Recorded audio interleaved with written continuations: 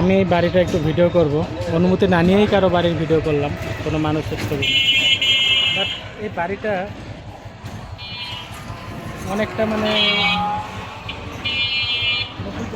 90, 80, 70 এরকম একটা বাড়ি, দোতলা একটা বাড়ি, বাড়ির সাথে এরকম গাছ, অনেক কিছু আমাদের ভেতরে অনেক কল্পনা জাগিয়ে তোলে।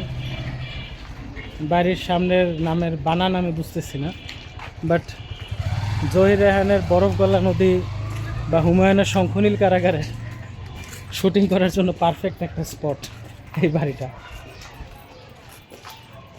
ঢাকার মানে শহরের প্রাণকেন্দ্র না, শহর থেকে একটু দূরে। হ্যাঁ, এই বাড়ির কম্পাউন্ড আসলে অনেক বড়, আমি অল্প দেখেছি, এটা বিশাল একটা বাড়ি। এই যে কতগুলো গাছপালা, ভেতরে আচ্ছা আরেকজনের বাসা যেতে পারবো না, বাট দেখলাম মাঠের মতো অনেকটা আছে আর কি। এটা মন্দির আছে। হ্যাঁ, মন্দির আছে, গাছ, হ্যাঁ হ্যাঁ, অনেক কিছু না। বাড়ির কম্পাউন্ড আসলে অনেক বড়ই।